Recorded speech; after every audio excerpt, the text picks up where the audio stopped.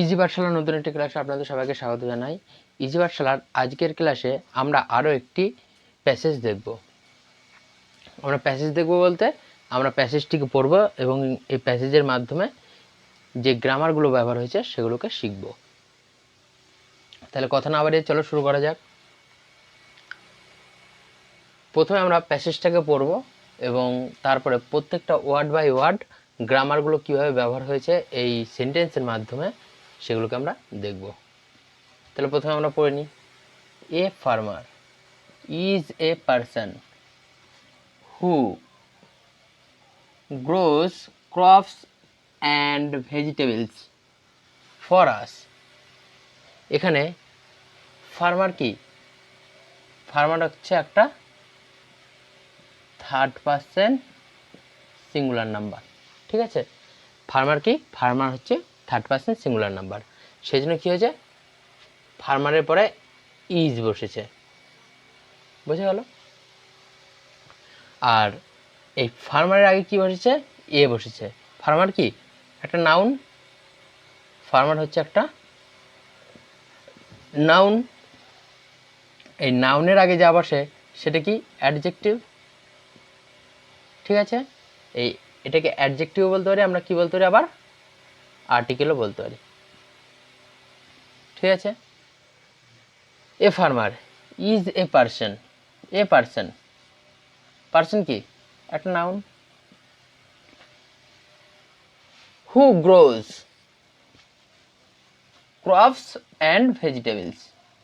তাই তো, এখানে ক্রপসও আছে আবার ভেজিটেবলসও আছে, দুটো জিনিস আছে, সেজন্য কি হচ্ছে? গ্রোজ আছে। হলো। এই যে এই হুটাকে আমরা কেন গোল চিহ্ন দিলাম? হুটাকে গোল চিহ্ন দিলাম এই কারণেই, এখানে আমরা দুটো সেন্টেন্স দেখতে পাচ্ছি।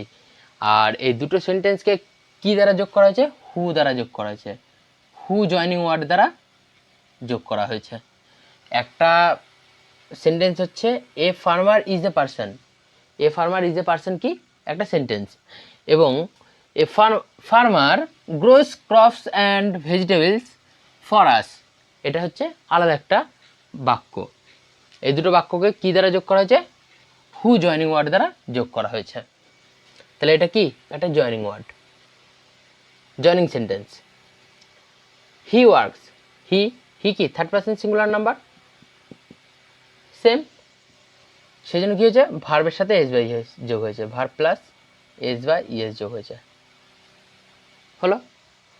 ফর আস, ফর কি? Preposition. He works for us মানে আমাদের জন্য। All days, all day long in crops fields, he provides us with food.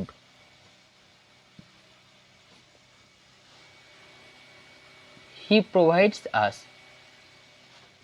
ফিল্ডসের পরে এখানে একটা ফুল স্টপ রয়েছে। ইনটা কি? একটা প্রিপোজিশন। ইনটা হচ্ছে প্রিপোজিশন। এই ক্রপস ফিল্ড এইটাকে এই অল ডে লং এর সাথে যোগ করেছে, মানে সম্বন্ধ স্থাপন করেছে, মানে সারাদিন মাঠের মধ্যে কি করে? সে সময় অতিবাহিত করে। হি ওয়ার্কস মানে সে কাজ করে। ফর আস মানে আমাদের জন্য। অল ডে মানে সারাদিন, অল ডে লং মানে সারাদিন। ইন ক্রপস ফিল্ড মানে সেই শস্য ক্ষেতের মধ্যে। হি প্রোভাইডস, হিটা কি? Third person singular number. প্রোভাইডের সাথে কি হয়েছে? এস যোগ হয়েছে। Provides third person singular number সাথে থাকলে কি হয়? ভার্বের সাথে এস যোগ হয়। He provides us with food মানে তিনি আমাদের খাবার প্রদান করেন। হি টেকস, টেকের সাথে কি যোগ হয়েছে? এস বাই এস যোগ হয়েছে। হি tax care of his crops and vegetables মানে সে কি করে? সে তার শস্য এবং ভেজিটেবল মানে শস্য এবং শাকসবজিগুলোর যত্ন নেন। He takes care of his crops and vegetables. হিজটা কি পজিশন বোঝাচ্ছে, ঠিক আছে? হিজটা কি বোঝাচ্ছে? পজিশন বোঝাচ্ছে। ইন মেনি ওয়েজ, আর হিজটাকে আমরা কি বলতে পারি? অ্যাডজেক্টিভ বলতে পারি।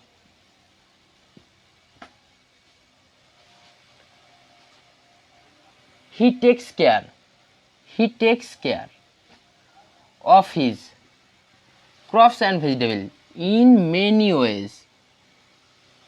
ইন কি? ইন একটা প্রিপোজিশন, ঠিক আছে?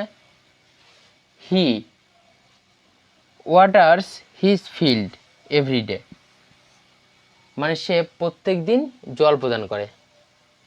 ওয়াটার্স এখানে ভার্ব, ঠিক আছে? হিজ ফিল্ড, হিজটা কি এখানে পজিশন বোঝাচ্ছে। ফিল্ড মানে এই ফিল্ডের উপর তার অধিকার বোধ বোঝাচ্ছে। এভরিডে,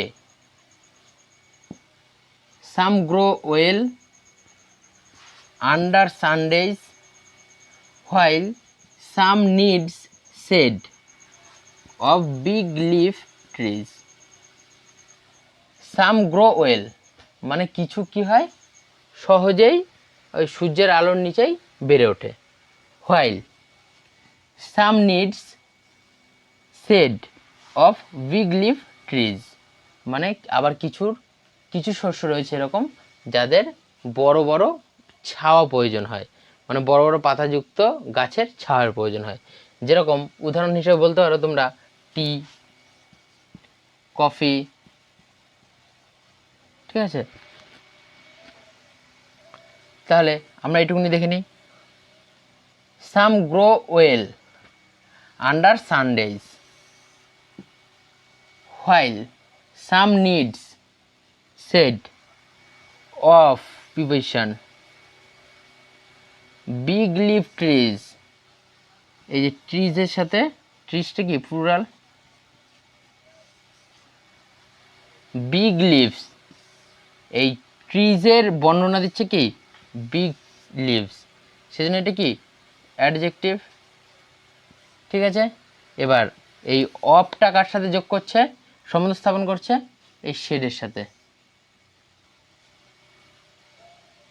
বোঝা গেল? ভিডিওটা যদি ভালো লাগে তাহলে তোমরা চ্যানেলটাকে সাবস্ক্রাইব করো এবং কমেন্ট করে জানিও তোমাদের কী ধরনের ভিডিও চাই। ধন্যবাদ।